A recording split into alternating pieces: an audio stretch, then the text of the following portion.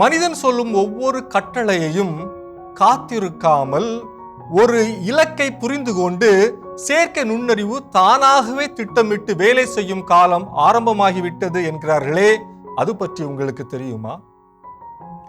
Generative AI தெரியும். அது என்ன? ஏஜெண்டிக் ஏஐ. நாம் சொல்லாத பணிகளையும் ஏஐ தானாக செய்து முடிக்கும் நிலை வந்தால் அது நமக்கு உதவியாக மாறுமா அல்லது புதிய சவால்களை உருவாக்குமா? வாருங்கள், இதற்கான தெளிவை வலை உலகத்தில் அருள்வாக்கின் ஒளியில் தேடுவோம். அருள்வாக்கு பகுதி திருத்தூதர் பணிகள் 8:26 முதல் 31 வரை. ஆண்டவரின் தூதர் பிலிப்பிடம், நீர் எழுந்து எருசலேமில் இருந்து காசாவுக்கு செல்லும் வழியாக தெற்கு நோக்கி போ என்றார். அது ஒரு பாலை நிலப்பாதை. பிலிப்பு அவ்வாறே புறப்பட்டு போனார். அப்போது எத்தியோப்பிய அரச அலுவலர் ஒருவர் எருசலேம் சென்று கடவுளை வணங்கி விட்டு திரும்பி சென்று கொண்டிருந்தார்.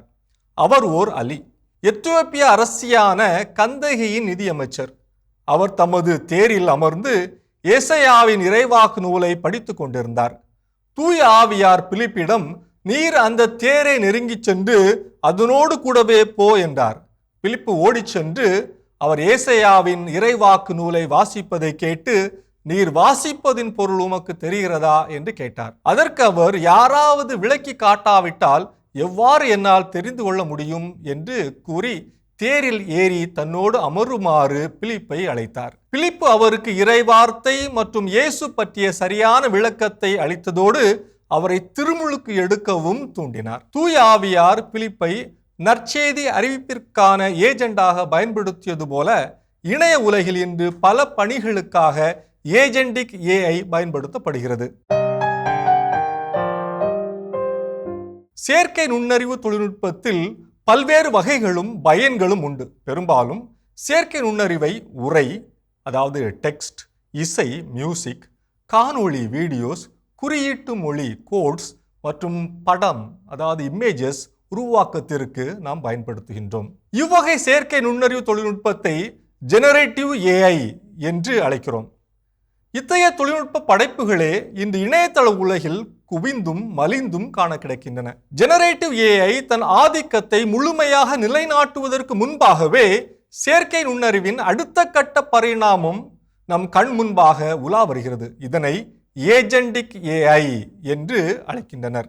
ஏஜெண்டிக் ஏஐ என்பது வெறும் பதில்களை மட்டும் சொல்லாமல் நமக்காக ஒரு வேலையை செய்து முடிக்கும். ஒரு நிறுவனத்தின் இலக்கை அடைவதற்கு அந்நிறுவனத்தின் பல்வேறு துறைகளில் வேலை செய்யும் அனைத்து முகவர்களும், அதாவது ஏஜென்ட்ஸும் இணைந்து உழைக்க வேண்டியுள்ளதை நாம் அறிவோம். அதே போல ஒரு நிறுவனத்தின் வெற்றிக்காக செயற்கை நுண்ணறிவை பயன்படுத்தி அந்நிறுவனத்தின் பணிகளை சரியாக செய்து முடிக்க உதவும் தொழில்நுட்பத்தையே ஏஜெண்டிக் ஏஐ என்கின்றோம்.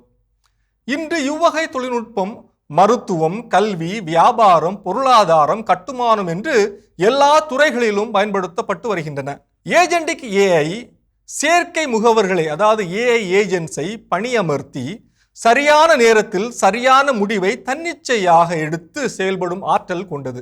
ஜெனரேட்டிவ் ஏஐ எதிர்வினை ஆற்றும் பண்பு கொண்டது. கேட்பதை கொடுப்பதோடு தன் இயக்கத்தை நிறுத்திக் கொள்ளும். ஆனால் ஏஜெண்டிக் ஏஐ எதிர்வினை ஆற்றாமல் சிந்தித்து சரியான முடிவை தன்னிச்சையாக தானே எடுக்க வல்லது. எடுத்துக்காட்டாக, ஒரு மனிதர் வெளிநாட்டுக்கு பயணம் செல்கின்றார் எனில் அவர் சில முகவர்களை தொடர்பு கொள்ள வேண்டியிருக்கும். ஆனால் ஏஜெண்டிக் ஏஐ தொழில்நுட்பத்தில் அமெரிக்கா செல்ல வேண்டும் என்ற கட்டளை பிறப்பிக்கப்பட்டவுடன் ஏஐ, அதாவது அந்த ஏஜெண்டிக் ஏஐ, அந்த கட்டளையை புரிந்து கொண்டு ஃப்ளைட் டிக்கெட் புக் செய்வதிலிருந்து மின்னஞ்சலுக்கு ஒவ்வொரு அப்டேட்டையும் அனுப்புவது வரை எல்லா வேலைகளையும் அதே ஒரு ஏஐ ஏஜெண்டாக இருந்து பார்த்து அது சிறப்பாக செய்துவிடுகிறது. இதனால் நேர விரயம் தவிர்க்கப்படுவதோடு மிக நேர்த்தியாக வேலையும் செய்து முடிக்கப்படுகிறது என்கின்றனர் ஏஐ நிபுணர்கள்.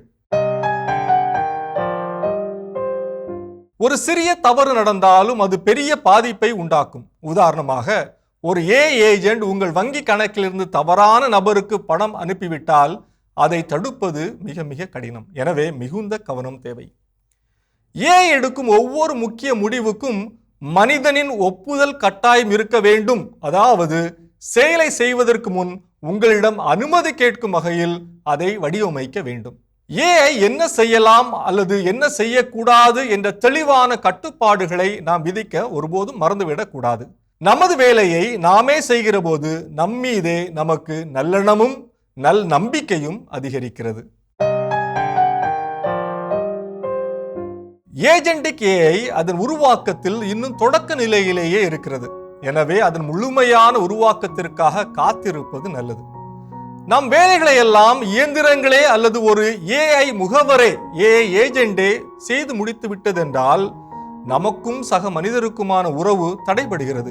சக மனிதர்களோடு இணைந்து வாழ அல்லது உழைக்க பழக்கப்பட்ட மனிதன் இணையத்தோடு இணைந்து வாழுகின்ற சூழல் உருவாகிறது. எனினும் விவிலியத்தில் பிலிப்பு தூய ஆவியால் நற்செய்தி அறிவிப்பதற்கு அனுப்பப்பட்டது போல ஏஜெண்டுகள் பல்வேறு பணிகளுக்காக அனுப்பப்படலாம். ஆயினும் பிலிப்பு என்ற தனி மனிதரின் இறை அனுபவமும் ஆளுமையும் மனித தன்மையும் ஏஜெண்டுகளிடம் இருப்பதற்கான சாத்தியமே இல்லை.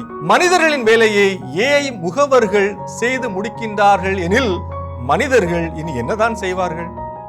இது வலை உலகம் 360 டிகிரி டிஜிட்டல் உலகிற்கான உங்கள் அகராதி.